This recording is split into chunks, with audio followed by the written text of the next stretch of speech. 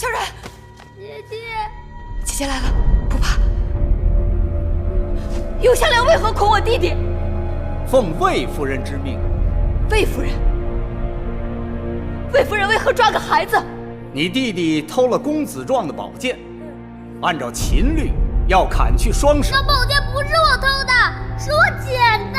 更何况你芈月也是读过书的人，岂不知礼法有云，男女7岁不同席。即便如此，此处是后宫，除了大王和各宫公子之外，不可以有其他男子，除非处过宫刑。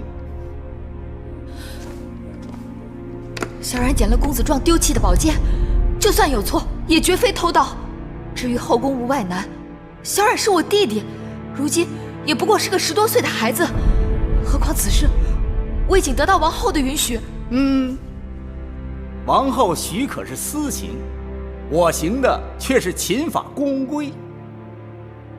后宫不容外男，若是偶然闯入，或可逐出了事；若是奉诏而入，也不可过夜。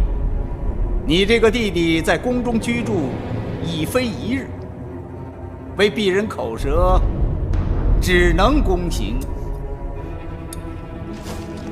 不准碰我弟弟！不准碰我弟弟！放开！姐姐救我！姐姐，不准碰我弟弟！你敢动我，死你全家！放开我弟弟！哟，气性还真大。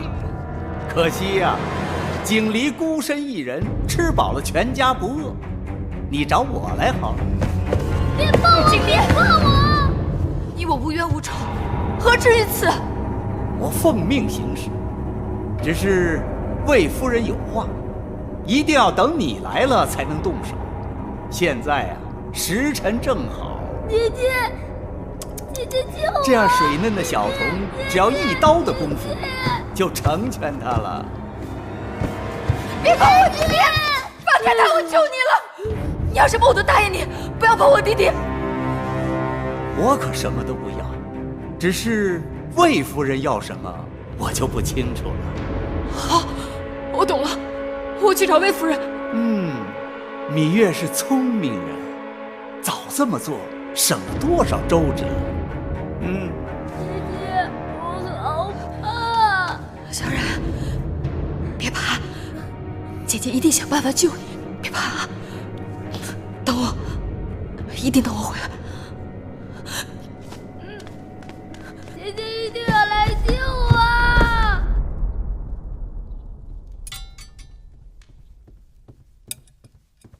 夫人，芈月求见。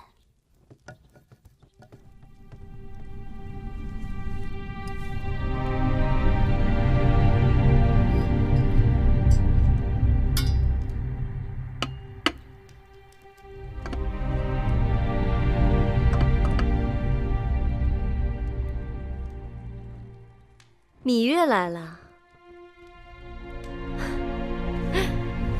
我在焚香，如此雅事，只能心静，千万急不得，只好怠慢了。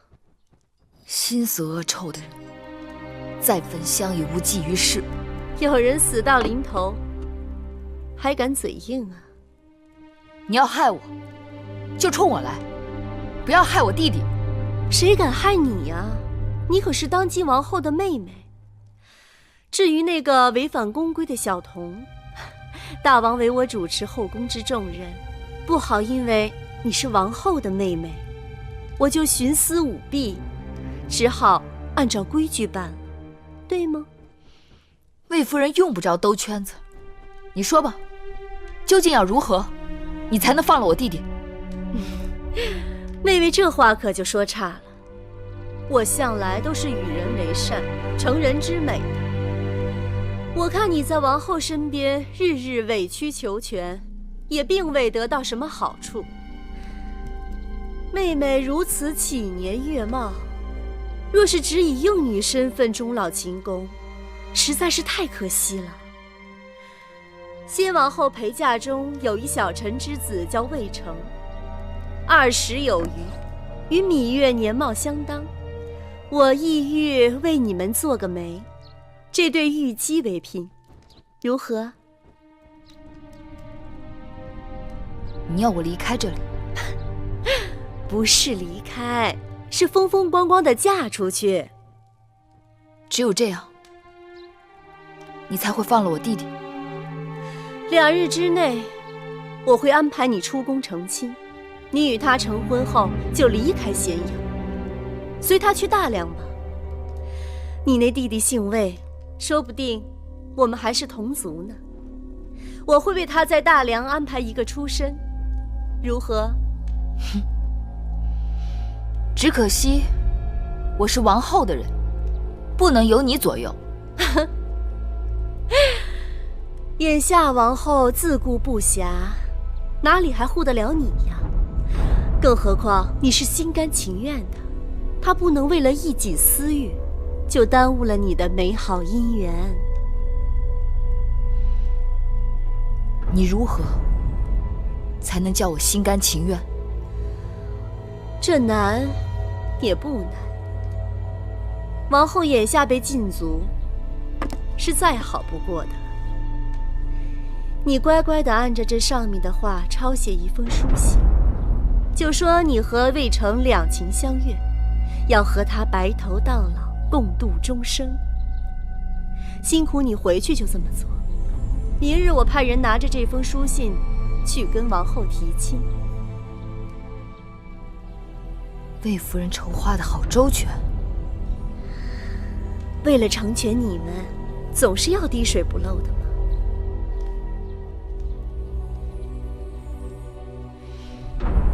我要是不写呢？那可就是你的不对了。明日一早，我若是拿不到这封书信，你那个弟弟可就一刀全了了，从此倒也干净。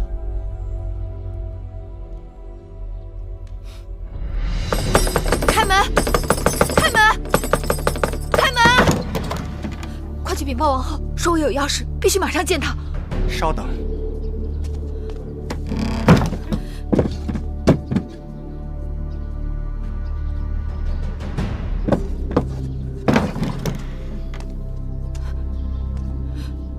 丹茂姑姑，快带我去见王后。你是故意为止，还是昏了头了？大王有令，外人一律不准进入交房殿。那麻烦姑姑把王后请到门前。你安的什么？你安的什么心呢？王后心情愁苦，日夜难眠。今日好不容易能睡个午觉，你又来打搅。你有己无人，根本不顾王后有孕在身，又被禁足的辛苦跟烦恼。魏夫人让永相令捆了小冉，说小冉违反宫规，要施宫刑。魏夫人眼下主持后宫，要杀要罚，谁能拦得住啊？何况秦宫有秦宫的王法，那魏冉被罚，该是事出有因。且不说王后正受挫折，大门都出不去，就算她还能说得上话，因为你们俩姐妹的关系而袒护你，定会被人诟病，还是回避为好。魏夫人捆小冉，是醉翁之意不在酒，她是要把我赶出宫去。哦，她用弟弟的性命来要挟我，逼我嫁给一个魏国小臣之子，说明日是最后期限，若得不到我的承诺，她就要对弟弟下毒手。这事可就难办了。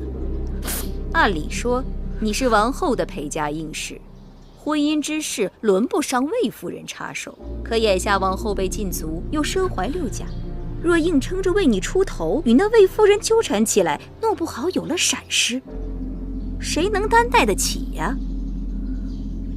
你一向疼爱魏冉，定不肯叫她受苦，但不苦她，就只好苦你了。此事还是你自己做个决断吧。丹茂姑姑，丹茂姑姑，你一定要帮我。丹茂姑姑，芈月，你可是公主身份，怎可给我一个奴婢下跪？我知道，姑姑一向不喜欢我，可眼下救人性命是大事，求姑姑一定要帮忙。王后已经自身难保，你还是不要连累了她才好。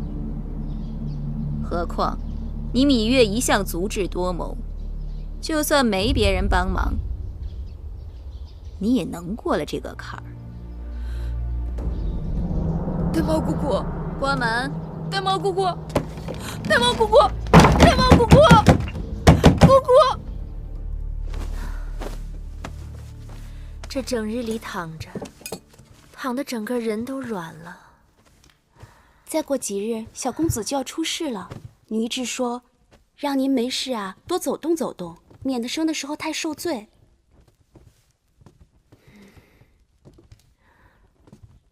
玳瑁姑姑呢？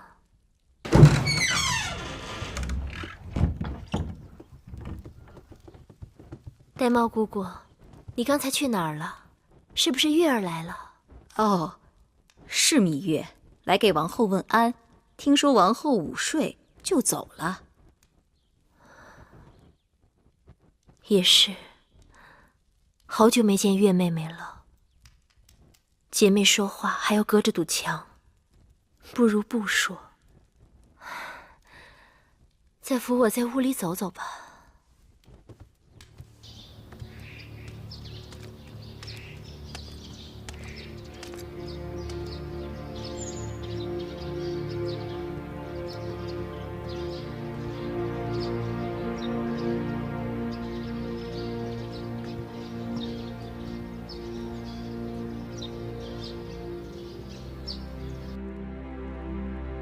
芈月只是一个小小的陪嫁应妾，母亲竟然用这种手段将她逼出宫去。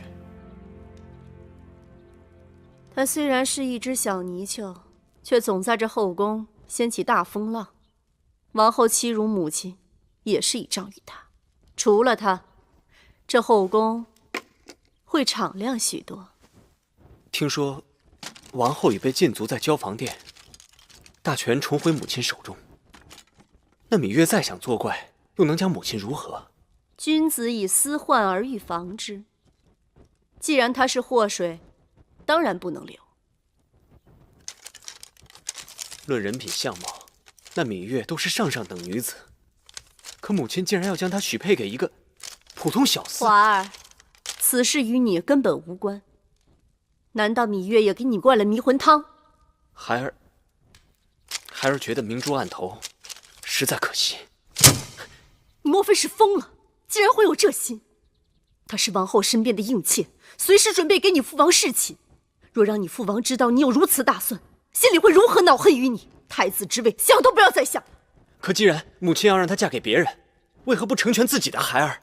花儿，你可要想清楚，你是大王最看重的长子，日后是要继承王位的。若想成亲，也必须是和诸国的嫡公主联姻，助你成大业。那芈月应妾之身，毫无背景，她能帮你什么？母亲，不必再说了。由此看来，这个芈月就是个狐妹子，在宫中更不能留。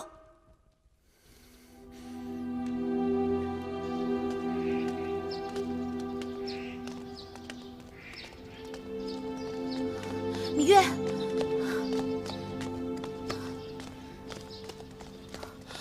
我已听说你弟弟未染之事，这些人趁我父王不在宫中下此黑手，行事卑鄙。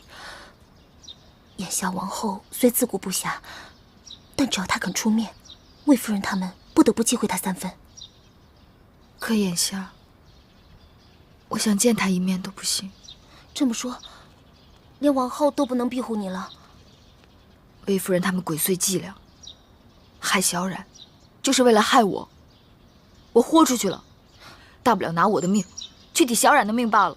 你这是以卵击石，眼下还不是拼命的时候。这是我的出宫令符，你拿上，去找我父王。他此刻在北郊行宫，骑马去快些，悄悄走，不要惊动任何人。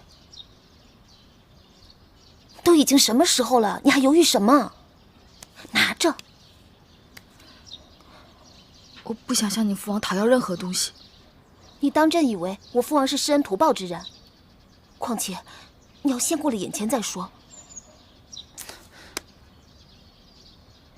其实你知道，我父王心里一直很喜欢你，而且，我父王是个有情有义、很值得人仰慕的男子。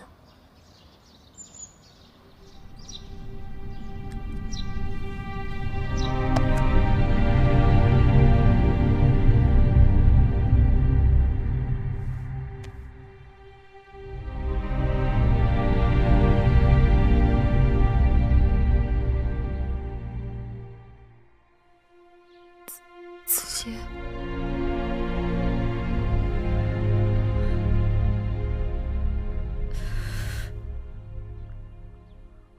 子歇，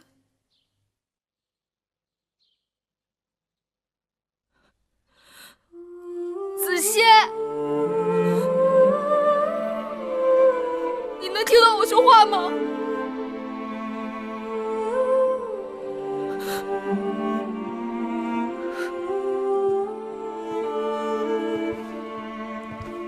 月儿。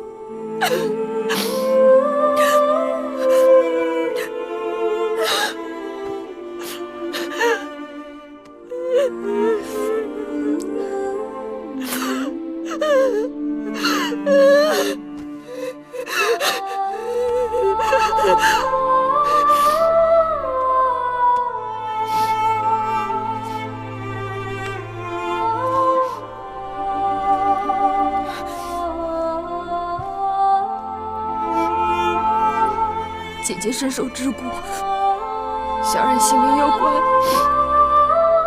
我要去救小冉，去救姐姐，子歇会等我的。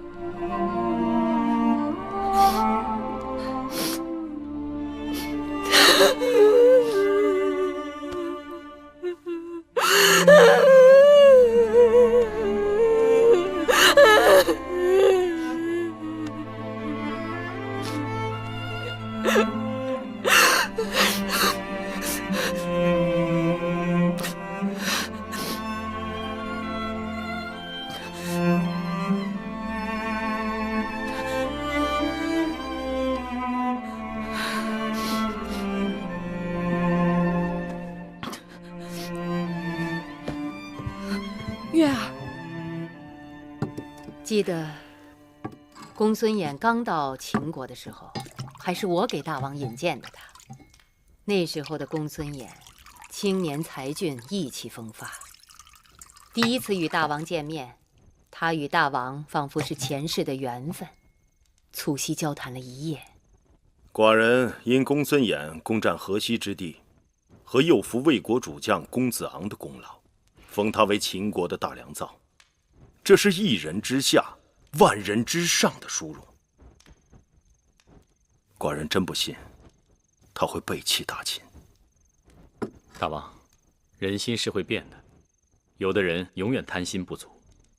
何况眼下张子与大良造水火不容，魏王又不停地差人给大良造送礼，我想目的只有两个：一是为提醒他还欠着魏国的人情，二呢，是为让他知晓，说到底只有魏国人对魏国人更亲一些。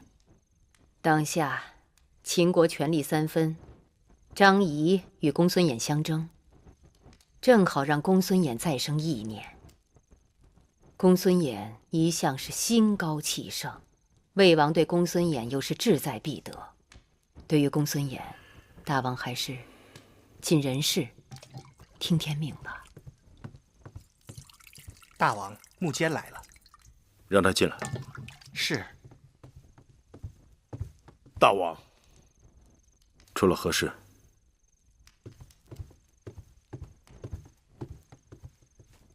是关于芈月的弟弟偷了公子壮的剑，魏夫人要施以宫刑。你是如何知道此事的？是魏良人叫侍女给老奴报的信儿。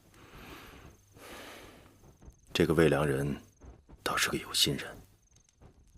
这个事说小也小，说大也大，老奴拿不定主意，所以才决定跑这一趟。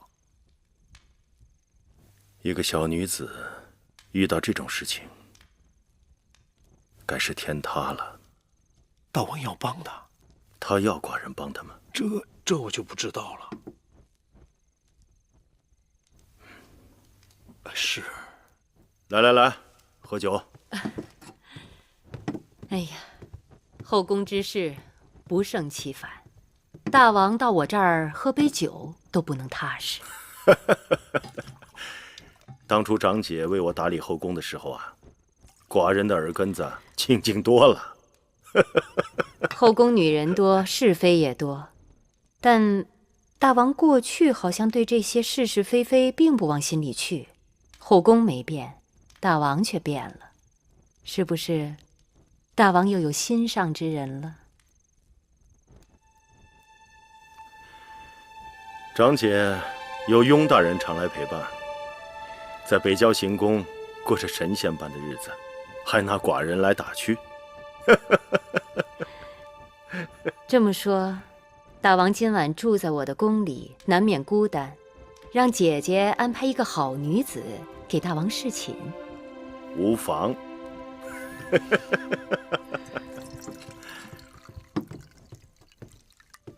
大王，芈月来了。她来了？是。她真的来了。看看去。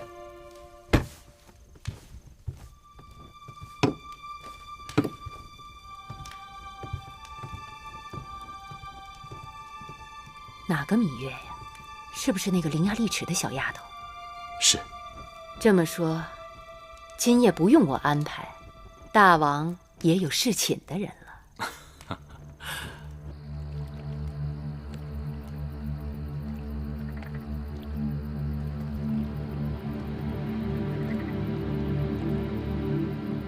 此事寡人已经知道，既然有王后的应允，宫刑可免，但按秦律，偷盗他人财物必须责罚，哪怕是寡人的兄弟，也不能网开一面。眼下魏夫人执掌后宫，行事虽有些急躁，但并无大错。那不是偷，那把剑是公子壮丢弃在草丛里的，是生了锈的。怎么不是偷？那是谁家的园子？他拿走那把剑，告知了公子壮，并得到许可了吗？大王明示芈月，如何才能救弟弟？我大秦以法立信，刑上大夫，寡人帮不了你。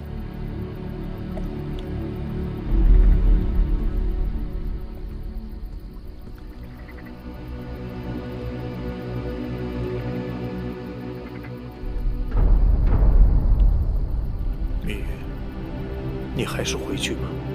大王的心情你不是不知道，就是你在这儿跪上一晚上，也不会有结果的。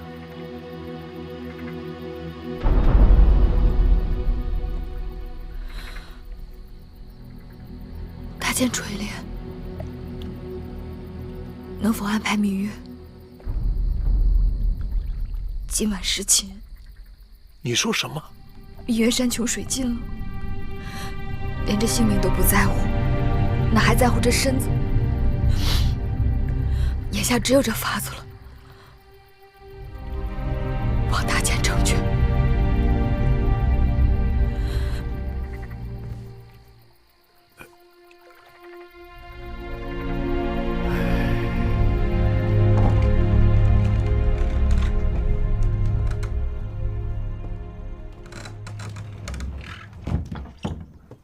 给寡人宽衣。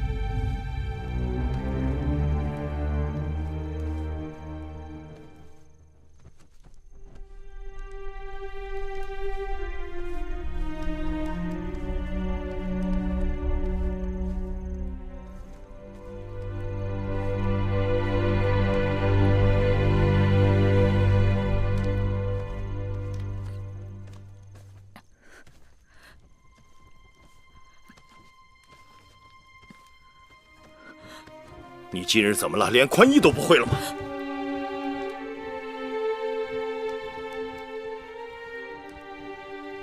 怎么会是你？你以为如此就能救你弟弟吗？芈月是情，心甘情愿。丫头，你的心思明明白白写在脸上，你有难处，有求于寡人。可你知道寡人这一辈子最痛恨的是什么吗？就是被人利用。大王恕罪，芈月出此下策，的确是走投无路了。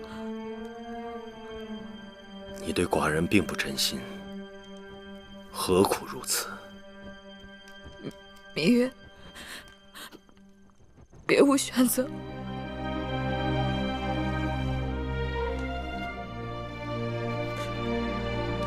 起来吧，寡人从不强人所难。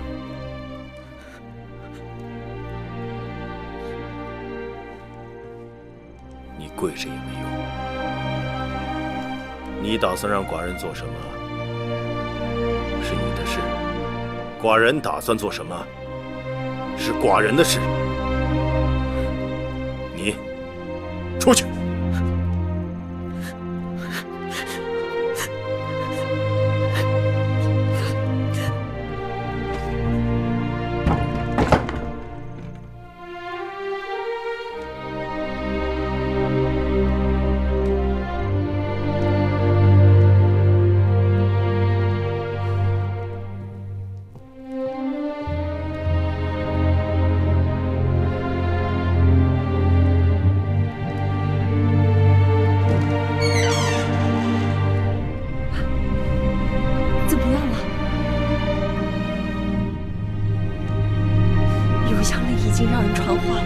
明日4时，他们就要对小冉动手了。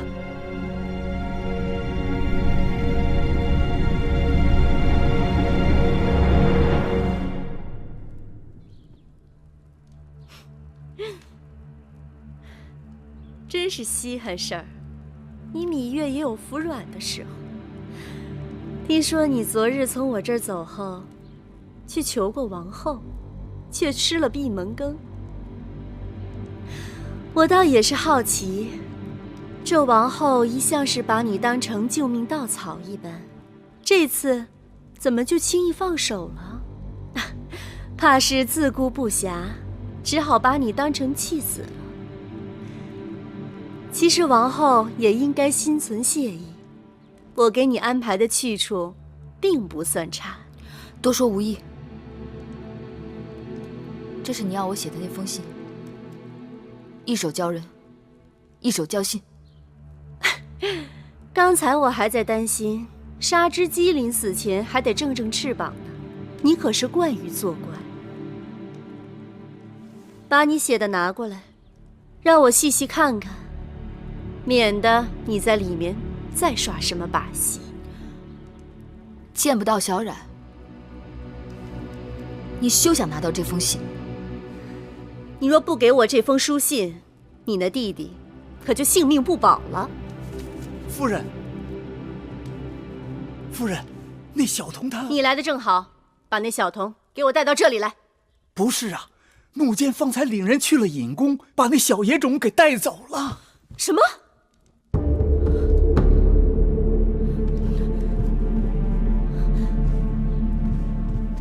没事儿，小冉，没事儿啊，不疼。小冉，小冉，姐姐，小冉，吓死姐姐了！回来就好，回来就好，让姐姐好好看看。哎呀，哎呀，怎么了？这怎么回事啊？穆坚说，按大秦令，偷盗必须砍手。但秦王下旨说，念及小冉年幼，就割了一个小手指头。疼怎么办，小冉？姐姐，我小冉不好，给姐姐惹下这么多麻烦，给姐姐处罚。不怪小然，小然没有做错任何事情，是有人心存恶念，故意要害我们。那该怎么办？自今日起，姐姐一定要用性命来保护你们，让恶人再也不能欺负到我们头上。不哭，小然。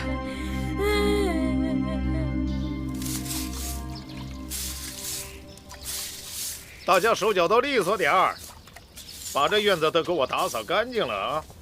还有那边，还有那一边，啊！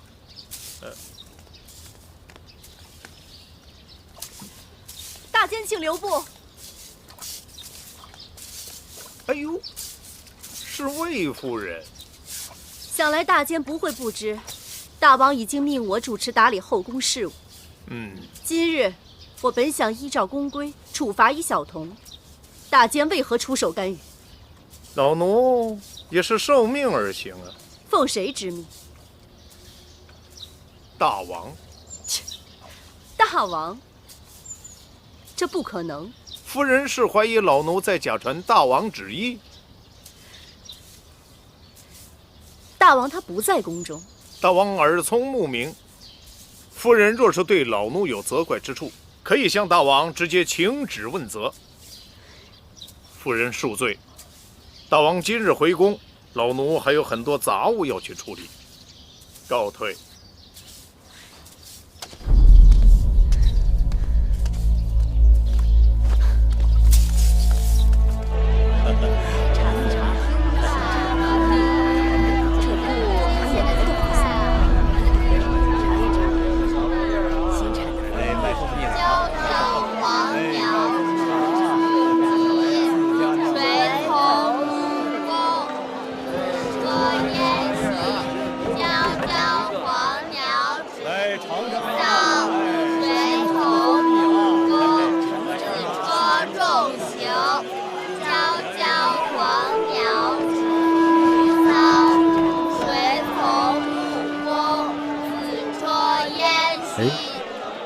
你们唱的是什么呀？学生没有教过你吗？这是《诗经·黄鸟》。诗经。黄鸟。公子怎么了？黄鸟。黄鸟。应当是竹鸟更妥。不，是黄鸟。悄悄黄鸟止于棘，谁从木工？子车燕兮。悄悄黄鸟止于棘。哎，谁从木工？公子冷了吧？我们去那边喝碗澡汤，暖暖身子。谁从木工？刘少，哎，来了。这边，谢谢客官。客官慢走。啊，坐。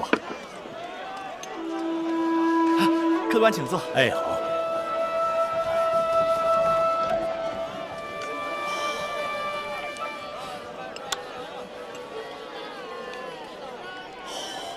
客官慢用。这枣树高大甚好，是谁家的呀？啊，这个呀，这个是小的姨丈家里的。姨丈家这棵枣树啊，在附近邻里都是最大的。哦，结出的枣啊，在城里也是最甜的。我这小摊儿啊，就靠着树上的枣撑着呢。我方才从东面过来，看到那里摩肩接踵，车马喧嚣，那是什么地方啊？那个是齐国的皇家驿馆，定是来了什么贵客，在那儿落脚的。小二结账。哎，来了。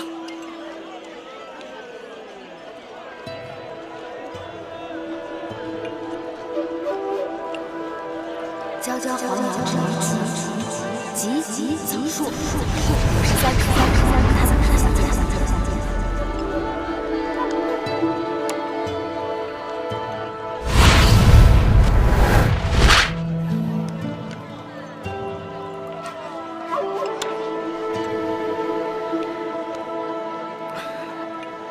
公子怎么了？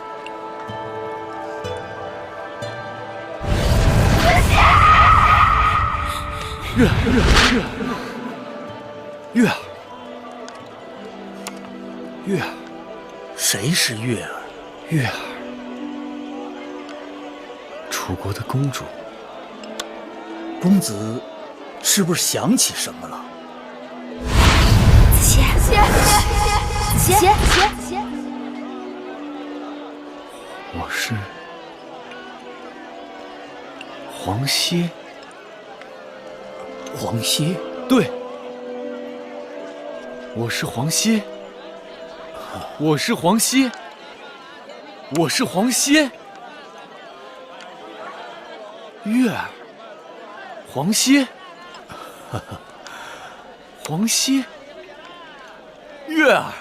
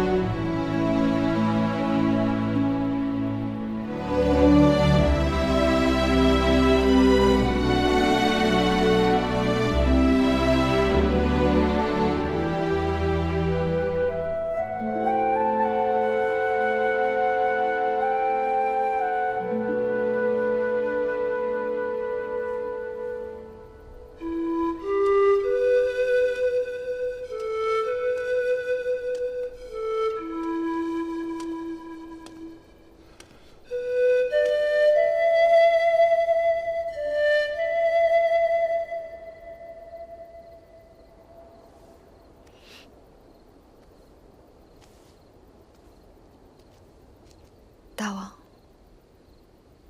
你吹奏的是楚国情歌，乡间民谣罢了。听曲调，这本该是男女欢爱之曲。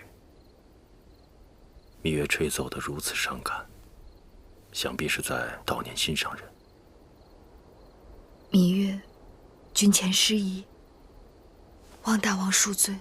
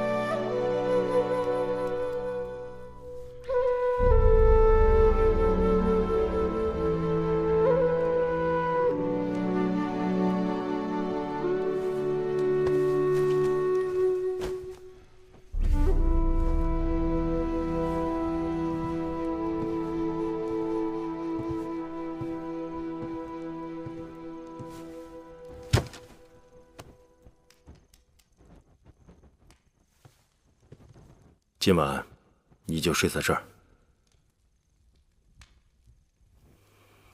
入冬了，再给自己拿床被子，省得着凉。寡人累了，睡吧。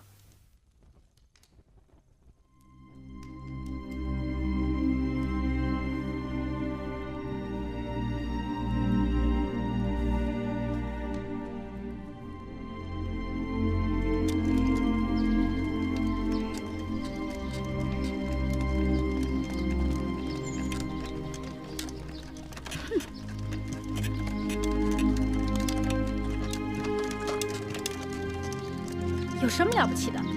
乌鸦飞上梧桐树，还能变凤凰。只要能飞上梧桐树，是不是凤凰不重要。哼！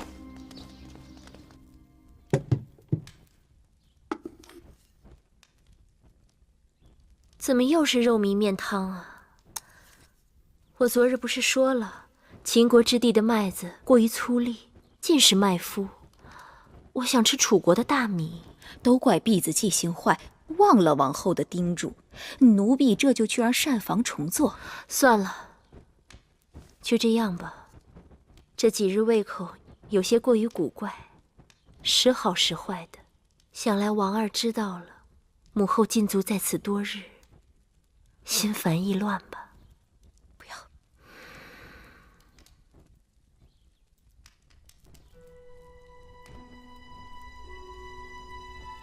玳瑁姑姑啊，汤勺。哦。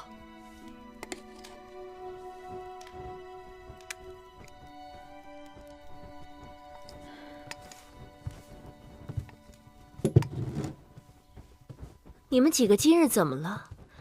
个个像丢了魂似的。珍珠，说。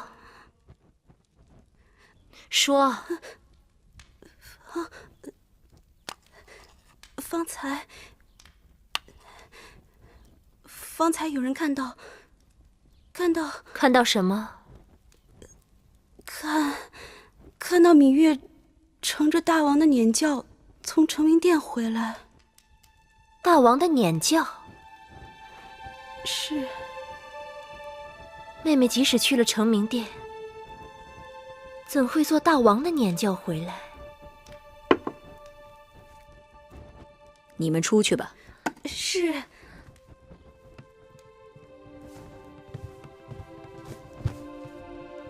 禀报王后，大王昨夜临幸了芈月。你说什么？大王昨夜临幸了芈月。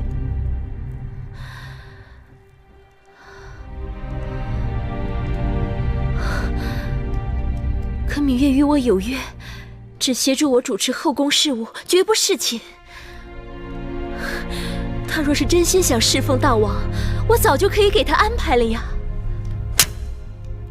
都怪奴婢愚钝。前日，芈月曾因弟弟魏冉犯了宫规，而被魏夫人要挟，求告王后出面搭救。奴婢怕魏夫人借此事滋生事端，算计王后肚子里的孩子，就没让芈月见你。不料，她转身竟然干出这种事来。这就是姑姑的不对了。芈月有难，姑姑怎可趁人之危故意作对？不是奴婢要与她作对，只是她的性情跟手段实在让奴婢替王后担忧啊！此话荒唐。王后想想，自打进宫，芈月表面上事事依附于王后，实际上她事事抢了王后的风头。芈月绝非是甘于久居他人之下的女子，一旦有机会上位，她定会成为王后的劲敌。因此，奴婢本想借水推舟，把芈月赶出秦宫，没成想这一推，竟将她推到大王的睡榻上去了。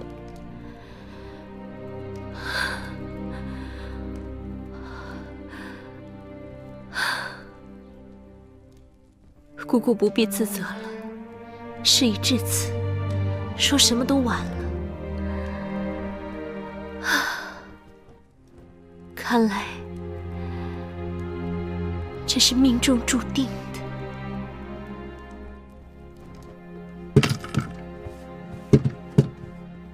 这些东西是大王让我们送过来的。大王说，芈月平日衣着过于简朴，让芈月拿来装扮点事的。谢大王恩赐。行了，这宫里头还有别的事，我就不在你们这儿讨茶喝了。你们忙你们的，小的告退了。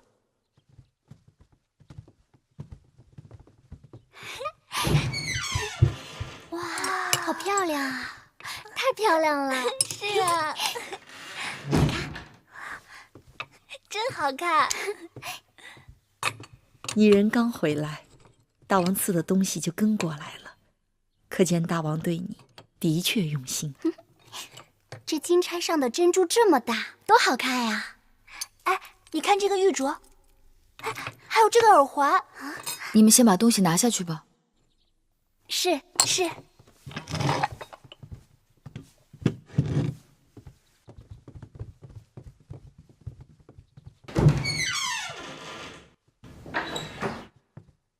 我看你回来，就一直心事重重的。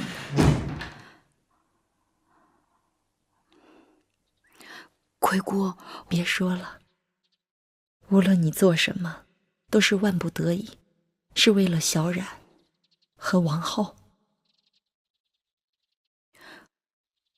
姑姑，我要是告诉你，我们什么都没做。没做什么？没做你想的那些。我知道，眼下整个后宫都在说长道短。我坐着辇轿回来的时候，更是想，这比挂着一面帅旗还要招摇。但我要是告诉你，我在大王的房中待了一夜，大王并没有临幸我，你信吗？是啊，没有人会相信。那是为什么？大王的心思很难猜到，但眼下我最担心的是王后，我怕姐姐会不会因此而多心。没想到把他逼狠了，竟然想出这样的招数。这下好了，大王为了给他出气，把永香令也给换了。哼，又做辇轿，又是赏东西的。姐姐，没想到我们费了那么多周折，竟然为芈月做了嫁衣，真是气死我了。过去啊，我们姐妹还真是小看了她，以后对这个丫头切不可掉以轻心，免得再被她钻了空子。亏得王后还被禁足，就算芈月想对我们如何，也是心有余而力不足。怕就怕她有一日羽翼丰满，既有王后的庇护，又有大王的恩宠，到那个时候，她就会成为我们最棘手的强敌了。姐姐，那芈月得了势，她会不会又重提那符节的事儿啊？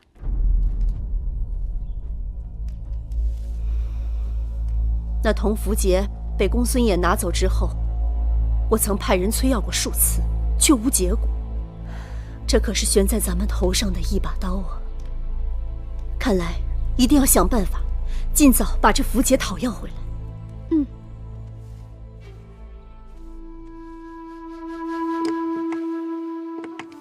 昨日，我已向大王禀报，君不密失国，臣不密失身。我既为王后之陪嫁应女，侍寝后，应当去见见王后。大王已经允许，帮我梳妆吧。今日是侍寝后第一次觐见王后，像这些凤钗啊、玉镯啊，还有玉佩，应该多带几只，也能显出大王对你的厚爱。这些东西一概不要，除了发饰必须按照规矩，其他的仍是平常装束就好。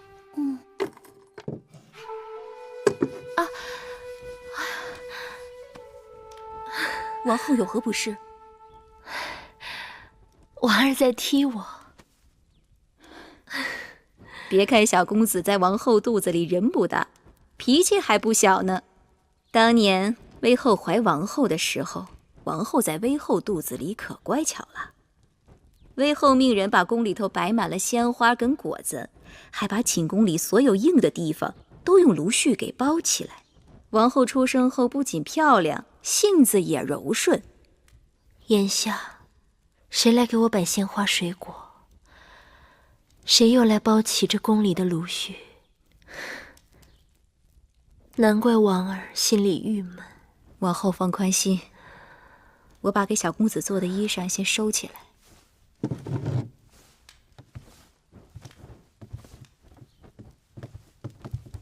王后，芈月来了。她定是得了大王的许可，特意来看我的。王后，这种人应该立马轰他出去，该给他些颜色看看了。就算我心里怪他，也当忍一忍。王后这是何苦啊？毕竟她是我的应妾，如今在这宫里，我们最大的冤家对头是魏夫人。大王心宠芈月，只有她能够跟魏夫人抗衡。难道你要我把她推到魏夫人那儿去吗？宣她进来。是。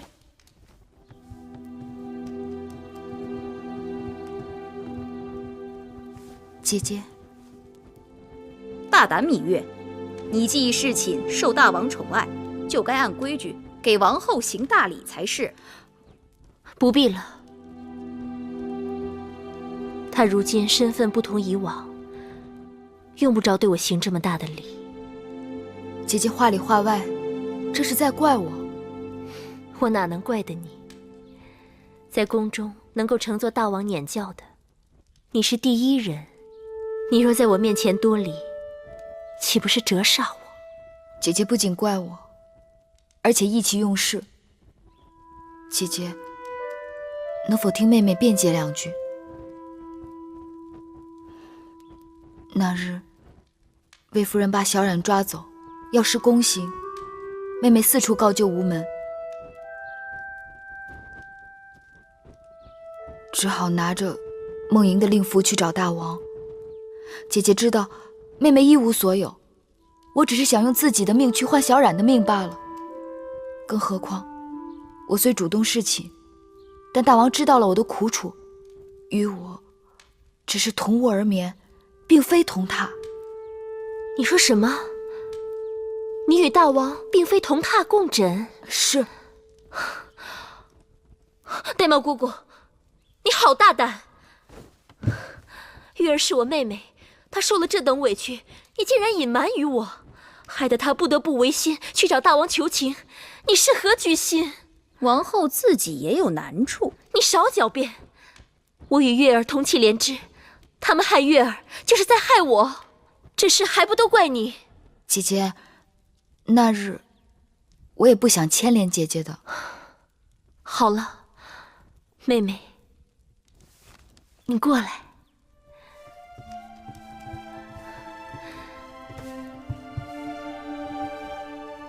祸兮福兮。其实，当我得知大王临幸你，姐姐心里还是替你欢喜的。早先，你总说你要走，姐姐唯恐哪一日，我们姐妹就真的分开了。现在可好了，你可以安安心心的留在宫中，我们姐妹从此长相厮守，互相帮衬。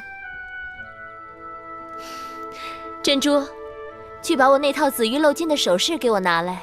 那套首饰最为贵重，王后平时也不常用，奴婢一时想不起放在哪儿了。就在我床头放珠宝首饰的匣子第2层，快去吧。是。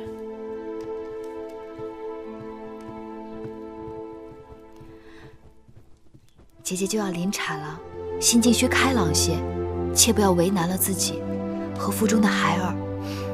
我明白，我若是为难自己，反而中了那些人的心思。好在女医治和太医常来给我调理把脉，天天药膳吃着，这身子还算无妨。大王近日政务繁忙，但大王昨日还提到了姐姐腹中的嫡子，想来大王心中是挂念姐姐的。姐姐想起那日的事，肠子都悔青了，还望妹妹在大王面前替姐姐言语几句。那是当然，多谢妹妹。拿过来。无论怎么说，妹妹也算是侍寝了，我理当送你一套妆奁，给你贺喜。这套首饰是姐姐最心爱的，你收好，就当姐姐的一点心意。这只怕不妥，这套首饰太过珍贵，妹妹承受不起。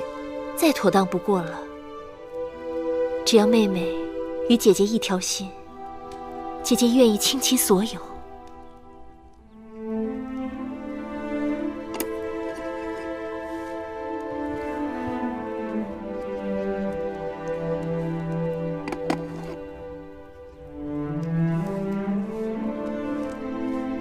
看到王后拿出这套紫玉镂金的首饰，我觉得王后心里的芥蒂并未全消。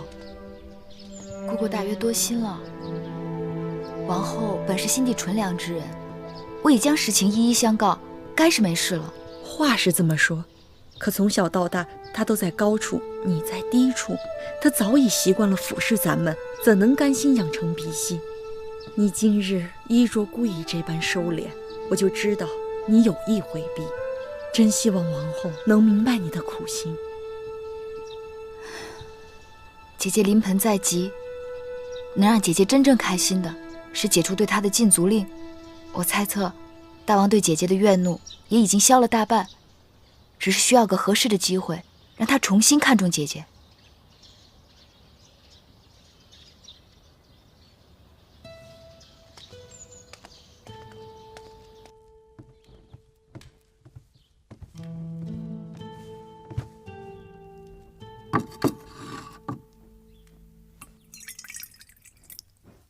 王后喝口水吧，让芈月搅和了半日，身子肯定乏了。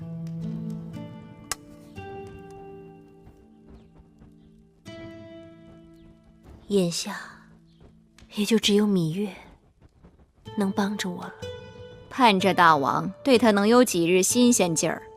大王并未临幸的。是啊，这说明芈月并未入大王的眼。姑姑没有明白。我虽怀着大王的孩儿，但大王对芈月却是更用心。大王知道芈月的心思，竟没有勉强她。女人能让男人珍惜到这一步，那男人还不被那女人攥在手里。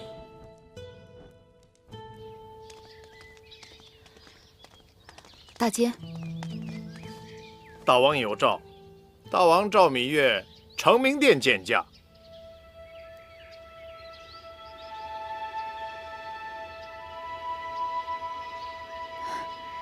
请容我梳妆。好。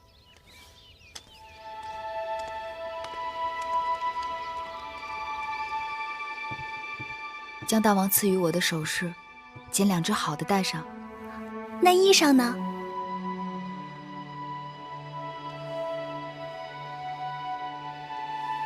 就要那件鹅黄色的吧。姑姑，你说呢？好，不过于艳丽，也不落于平俗。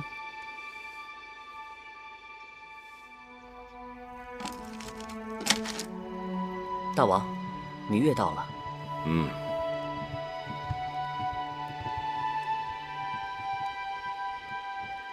拜见大王。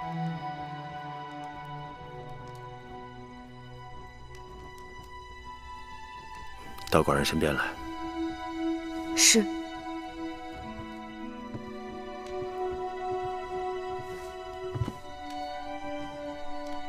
护目一笑，峨眉曼质，容则秀雅，雉出颜值。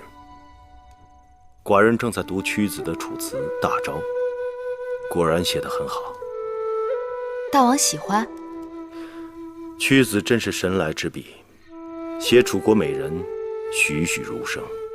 楚国美人，并非仅仅朱唇皓齿，而且彼得好贤，习以督之。有道理。花容月貌，抵不上兰心蕙质。过去只知道屈子恨寡人入骨，巴不得烹而食之。但寡人读过他的笔墨，发现的确是个人才。既然不得楚王重用，不如来我秦国大展宏图。大王读过菊颂了吗？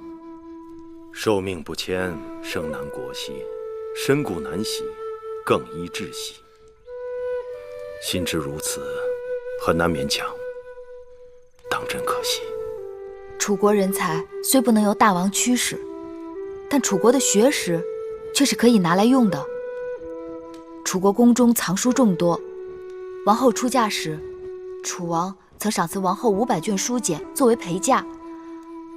王后的嫁妆虽然在武关被劫持，但义渠人只掠走了一些金银珠宝，而最珍贵的500卷书简，还有全套青铜乐器，全都完好无损。只因秦楚两国文字不同，秦宫中像大王这样通晓多国文字的人不多，所以这套嫁妆自入宫以后就一直没有动用过。这些寡人都知道，可是整理书籍事务，费时费力。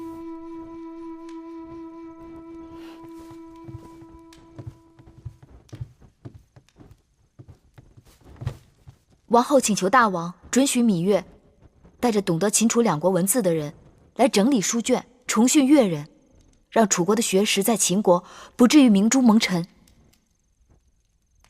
这果真是王后的想法？确凿无疑。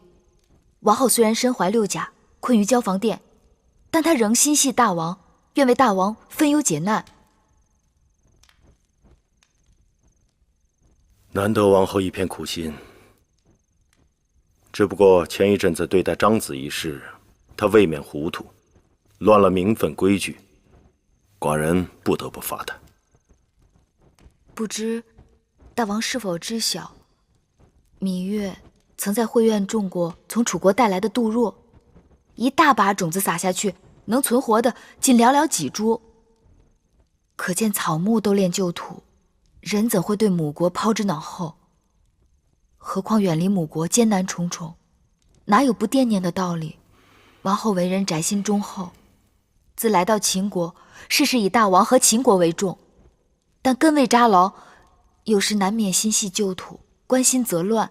但等到来年那杜若根扎牢了，秦国是他的基业，大王是他的靠山，他对旧土之念也就会渐渐淡了。人非草木，孰能无情？此话有理。寡人对王后也许是过于苛责了。明日下朝，寡人去交房殿看看她。天气越来越冷，寡人刚好让人做了几件上好的貂毛皮衣给王后护身子。多谢大王。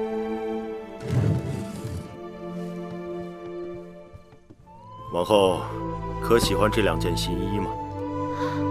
大王给的，什么都是好的。还有2件白狐的，寡人让他们做好，也都给你送过来。臣妾身子笨重，只怕这衣裳一时还穿不上呢。不忙，等你产下王儿，一件一件慢慢穿。寡人要自己的王后言冠后宫。臣妾谢过大王。好。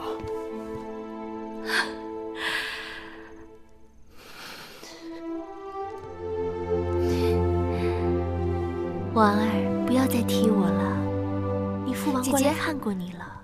妹妹来了。姐姐，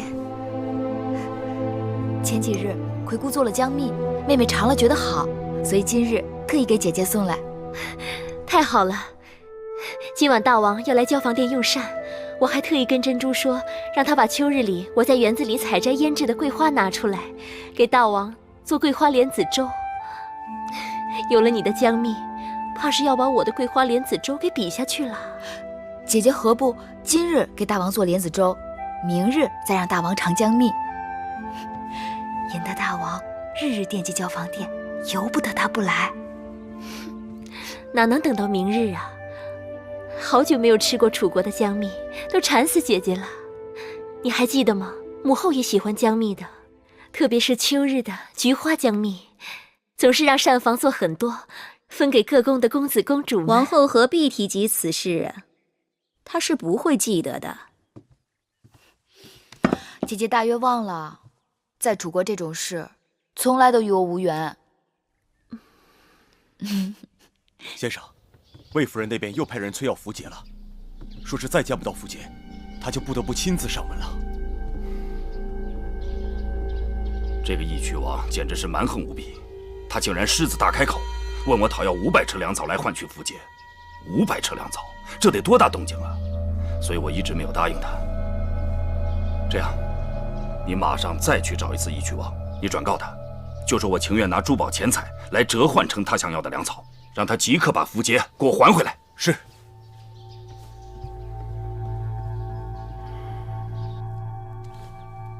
小冉去哪儿了？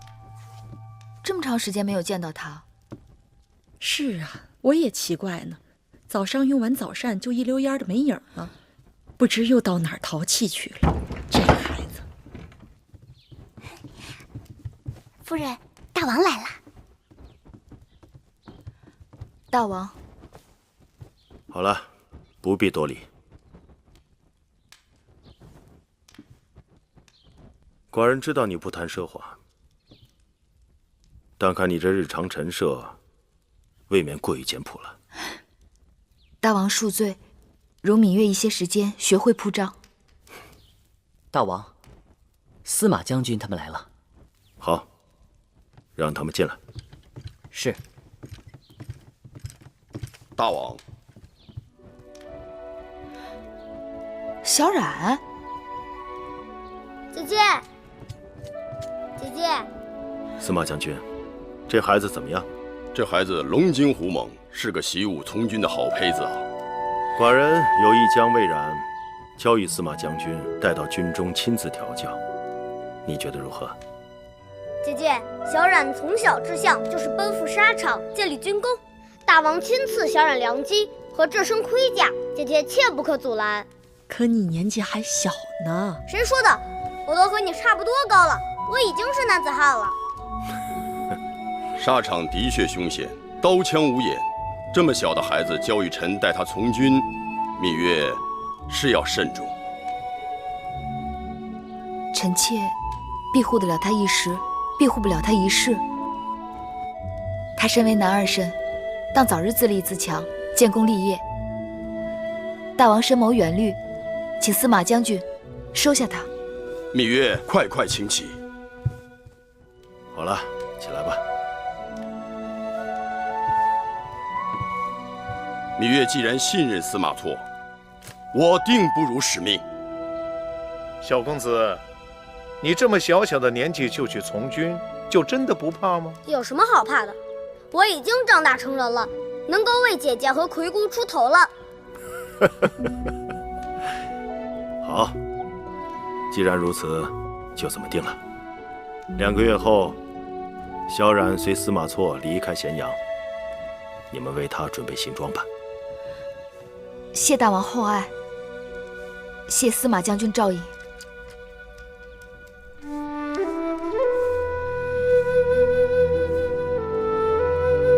都是马字，这是赵国的马，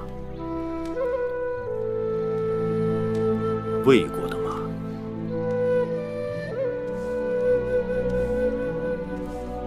这是我们秦国的马。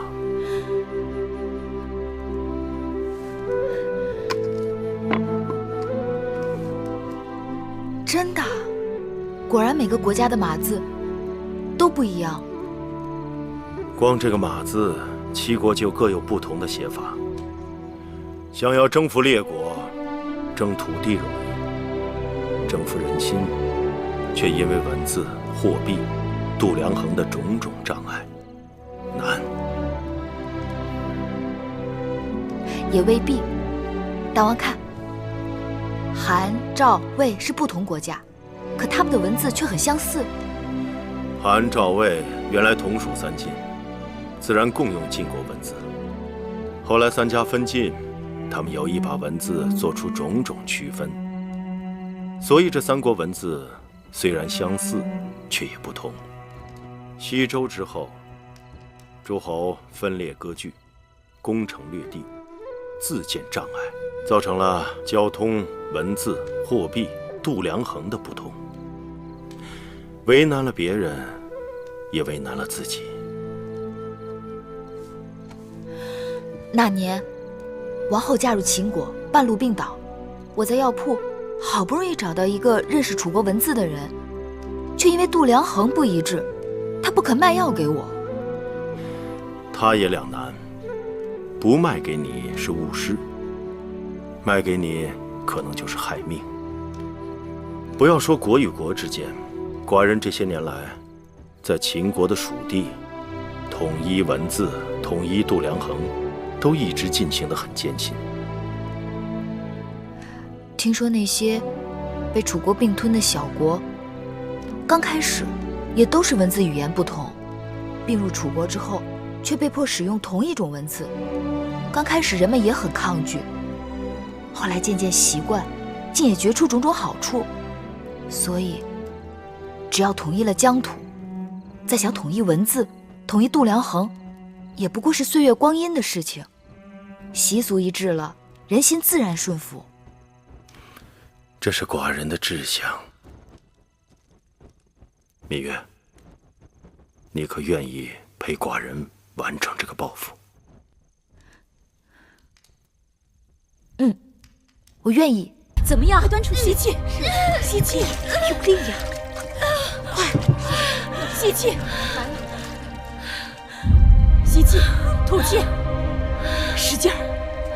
大王公公，我没力气。加把劲儿，王后用把劲儿，快，使劲儿，使劲儿，使劲儿啊！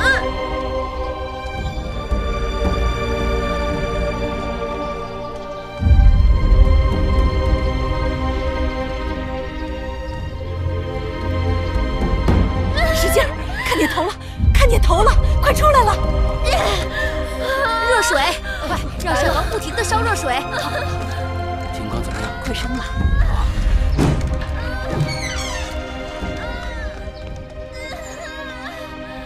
药的怎么样？大王，王后怎样？王后生产顺利。出来了，出来了！王后，坚持，使劲来了，使劲啊，王后，使劲啊！用力呀，王后！剪子！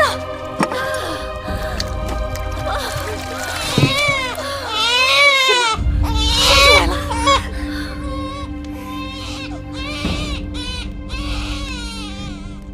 是男孩女孩？恭喜王后！恭喜王后！生了，是个公子。恭喜王后！贺喜王后！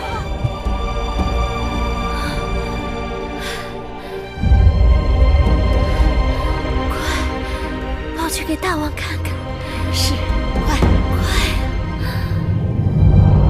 是位公子。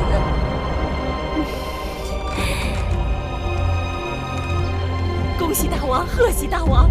王后生了一位小公子，母子均安。恭喜大王，贺喜大王，喜结嫡子。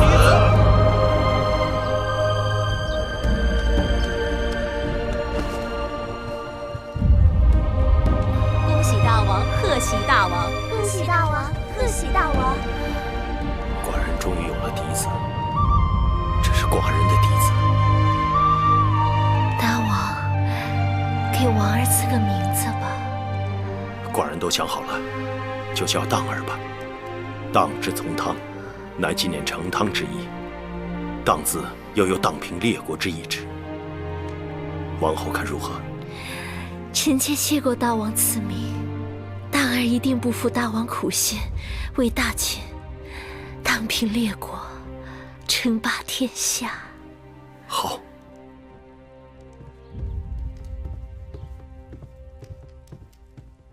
夫人，大王给王后的儿子赐名了。赐了什么名？当。当。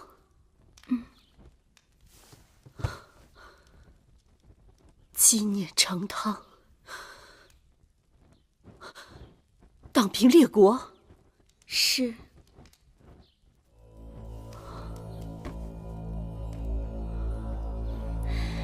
记得当年夫人生公子的时候，大王给公子赐名华，说是光华璀璨，是爹娘的骄傲和珍宝。听起来，并不比那个“当”字差呢。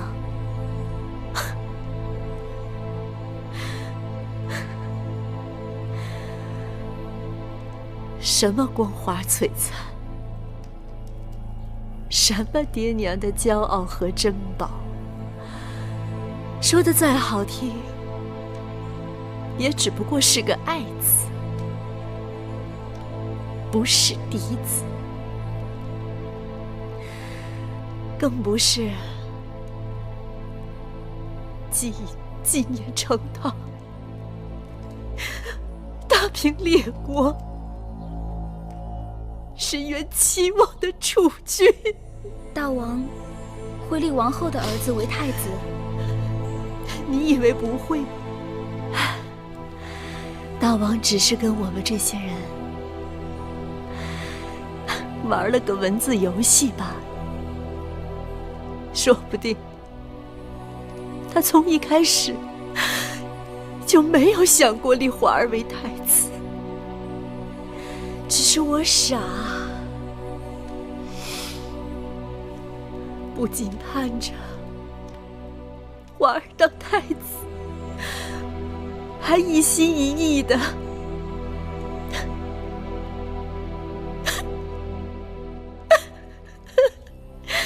等着大王立我当王后呢。夫人，别过于伤心了。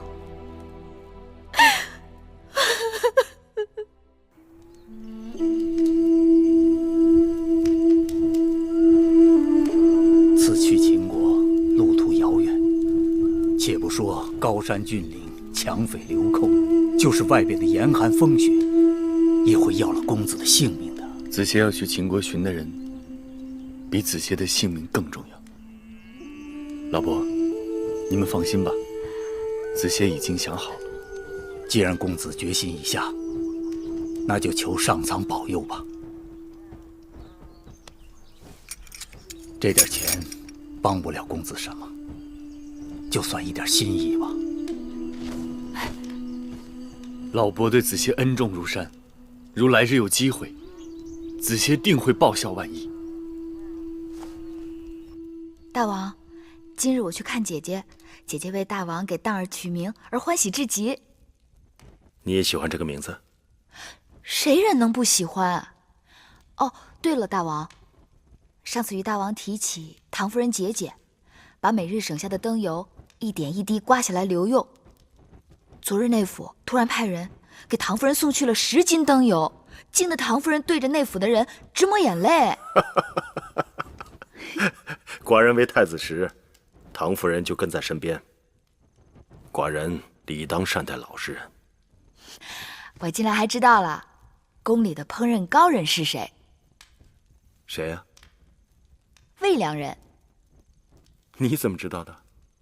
因为大王每次去魏良人那里都要用膳，去别人那里大多只是坐坐便走了。可见魏良人那里最让大王动心的是饭食。你这个小丫头。好了，今天就不说宫里的事，说点别的。说什么？说说你的子歇，如何？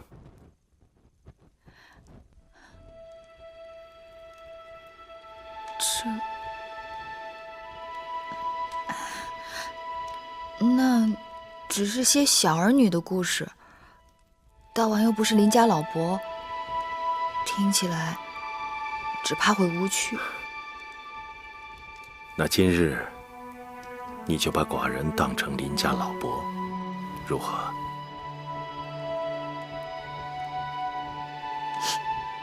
林家老伯。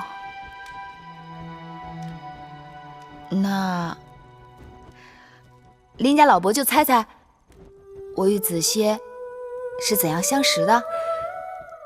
月儿喜欢逞强，只怕不打不成交吧。我自幼常常在宫中与人打架，但子歇从来都是帮手，不是对手。我与子歇的缘分，还是从我在膳房给弟弟偷糕饼开始的。黄歇谦谦君子，却要跟着你当小贼，真是难为他了。偷糕饼算什么？子歇跟着我，不仅在宫里偷瓜果，还偷草药，还曾把南后的后花园给翻了天了，连那宝官都被我打伤了。宝官是南后的侍从？那是南后的护院狗。护院狗？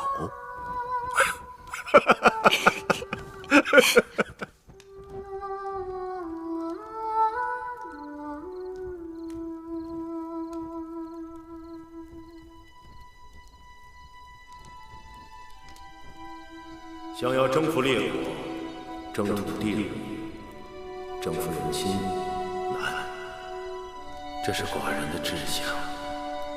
芈月，你可愿意陪寡人完成这个抱负？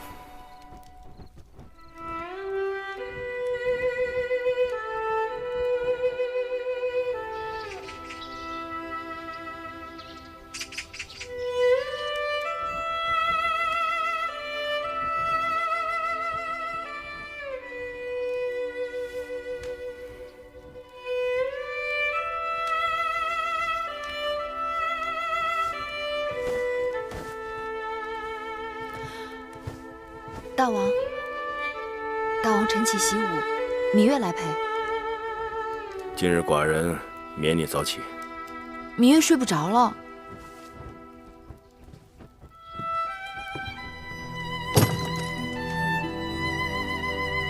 那就替寡人更衣吧。是。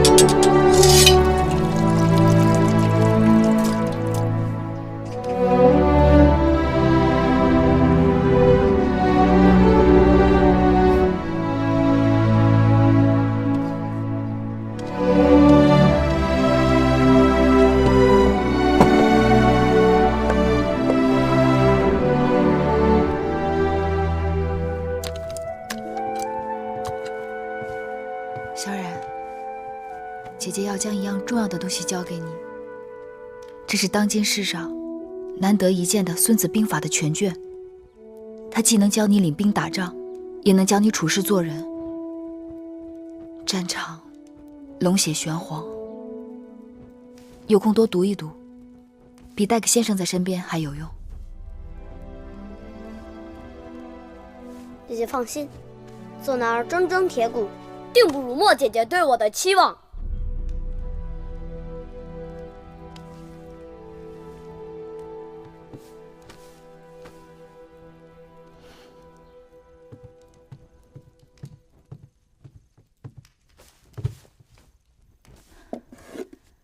大王，喝茶。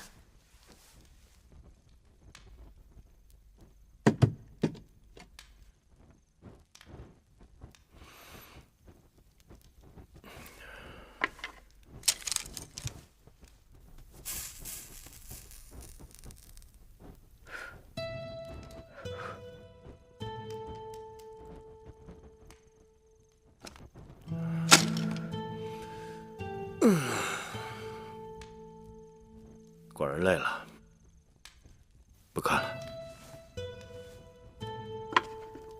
陪老伯说说话。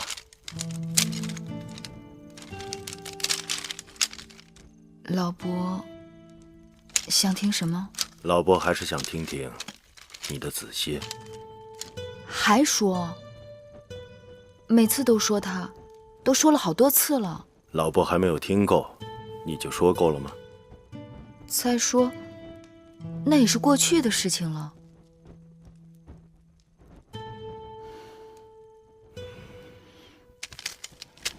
知道吗？子歇曾答应我，说这辈子只要下雨，他便背着我走路。为何有此承诺呢？那年我生辰，魁姑给我做了双绣鞋。魁姑的女工是宫里1等1的好，那双鞋子真叫人爱不释手。可那日正巧赶上下雨，我便将鞋子揣在怀里，赤着脚走路。子歇在公道上碰到了我，心痛至极，他硬要我把鞋子穿上，背着我走。他告诉我说，这辈子与我在一起，一定要让我总有新鞋穿。如若下雨，他便背着我走路。你们两人真是天设地造的一双，可惜了。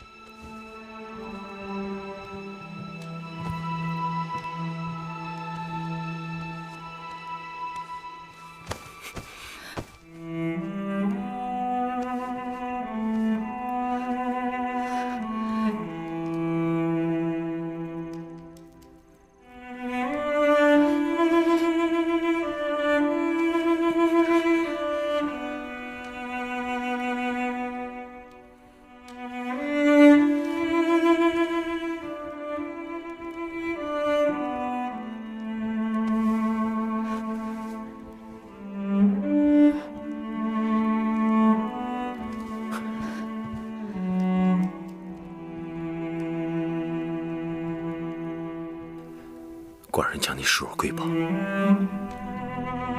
绝不要一丝一毫的勉强。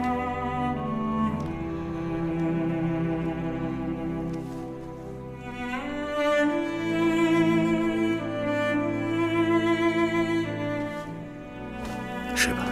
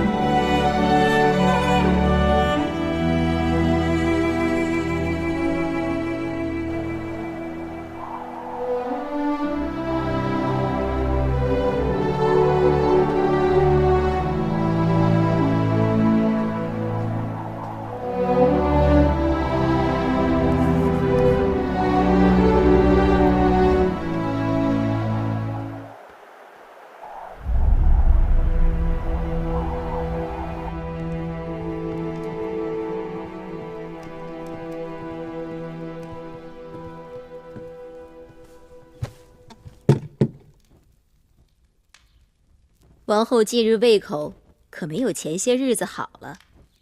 奴婢让膳房用野山鸡熬了肉粥，王后尝尝。大王至今都没有临幸芈月。王后，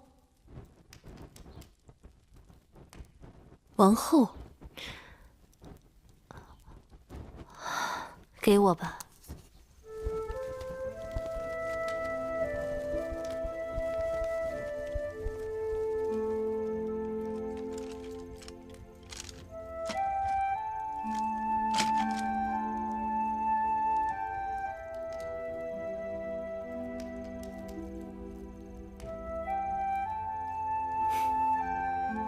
小丫头，在动什么鬼心思啊？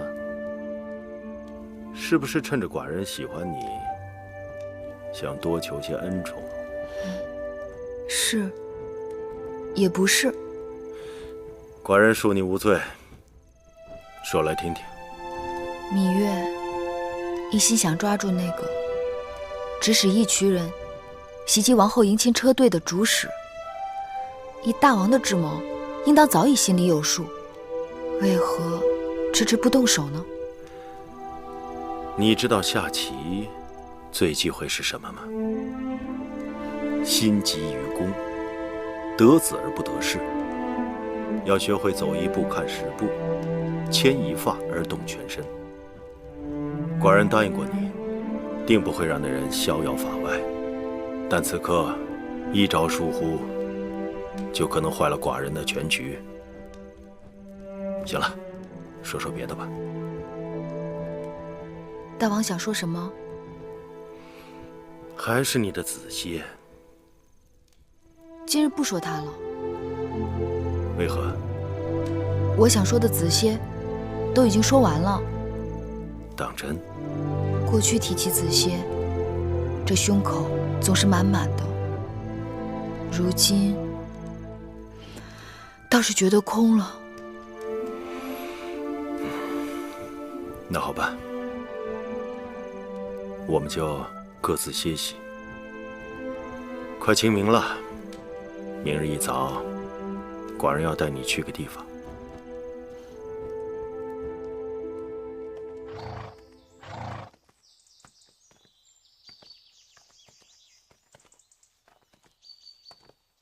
知道你在山崖边给黄公子建了土坟。前不久，寡人让母监把坟迁到这儿来，也好方便你时时祭拜。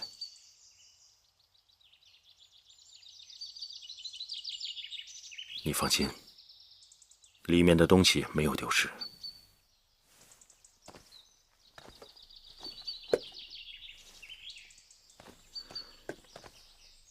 当初，黄公子定把此物看作瑰宝，寡人也同样珍视。既然心目已建好，还是由你把这东西放到墓穴里去吧。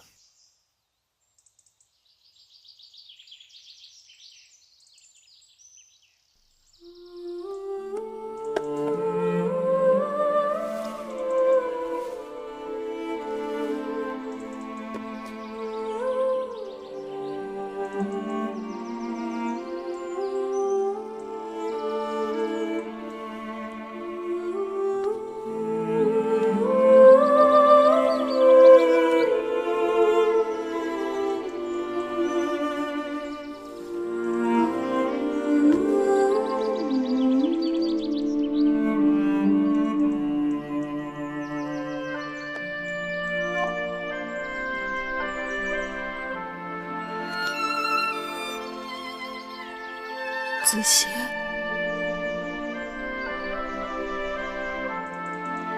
大王给你修了新墓，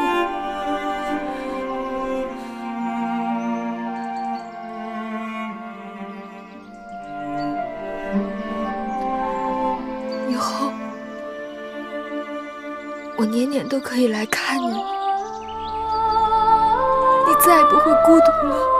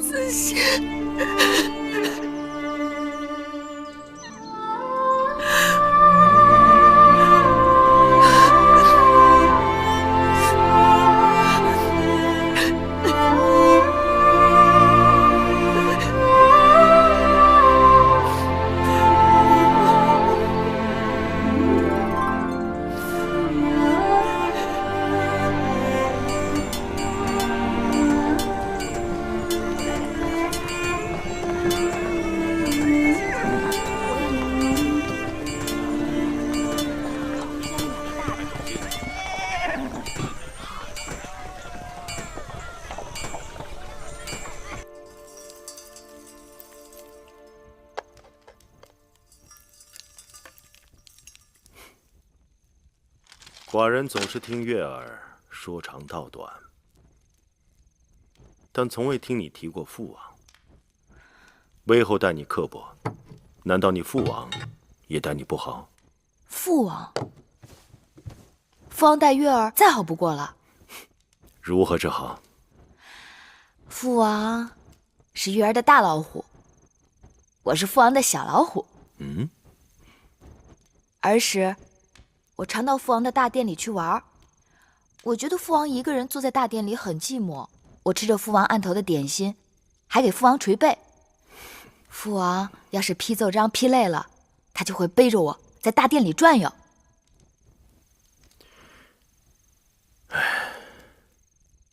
寡人看书简也看累了。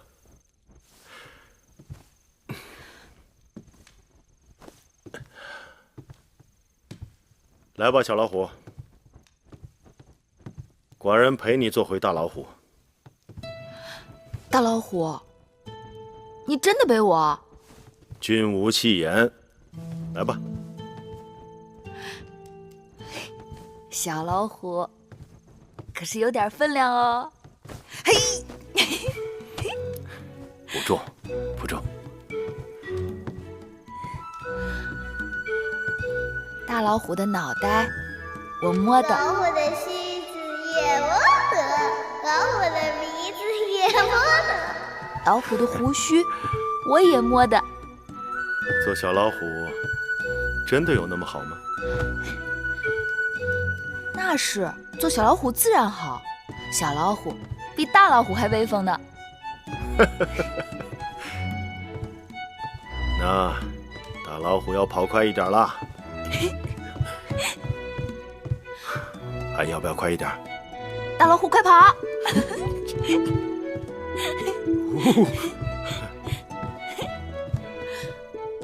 准备好了没有？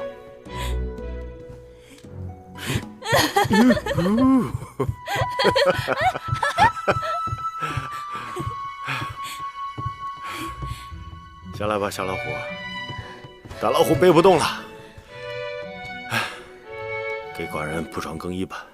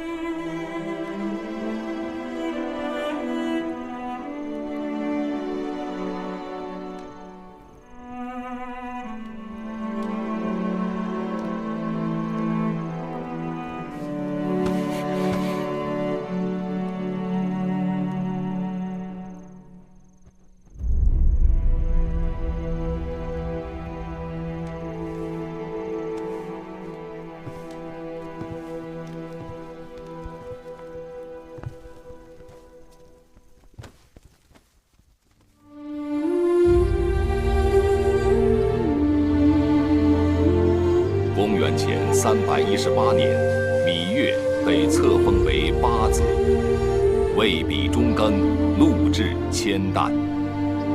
从此，芈八子成为他一生的名字。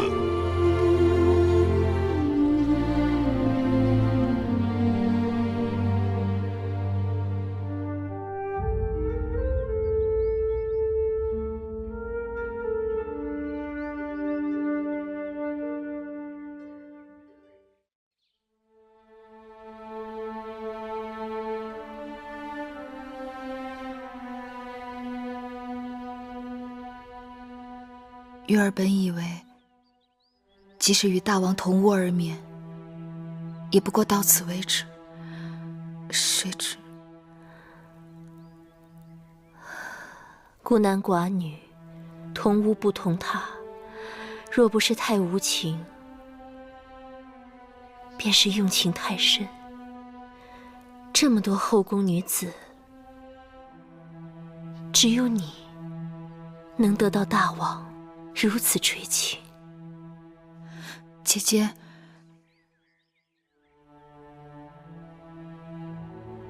姐姐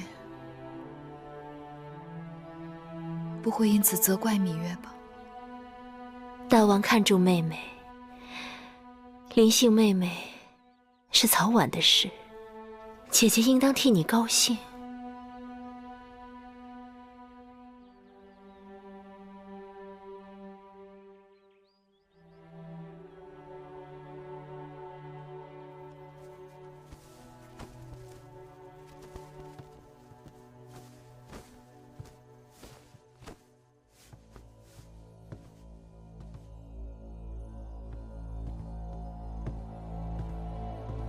王后可以歇息了。王后若不想睡，奴婢陪您说说话。姑姑先去睡吧。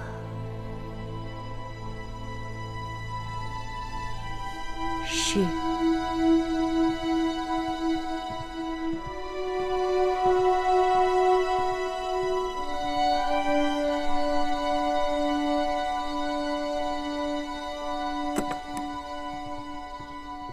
姐姐，我和樊长史都生了儿子，大王开恩，上个月才刚刚给我们继承了一个长史的分位，却比一个承宠没几天的人还低了2阶。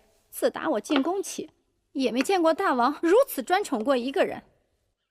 先王后与大王也算是恩爱，可是大王对他也就是相敬如宾罢了。这么不起眼的一个小丫头，竟然狐媚了大王的心。王后生了儿子多少天了？快2个月了吧。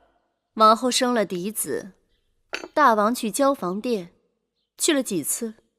听永巷的人说，也就4、5次吧。3次用膳，还有1次是路过那儿，顺便进去坐了坐。王后生了儿子，应该是大王的心头肉。眼下正是需要人怜爱的时候，大王若是乱了分寸，惹恼的不该是你。等着有些人心里长牙吧，用得着你我着急吗？我倒是希望大王对芈月再专宠一些，这样才合了我的心意呢。姐姐说的对呀，妹妹怎么没想到这一点呢？这香焚到现在才觉出好来，要有点耐心。八子，大公主，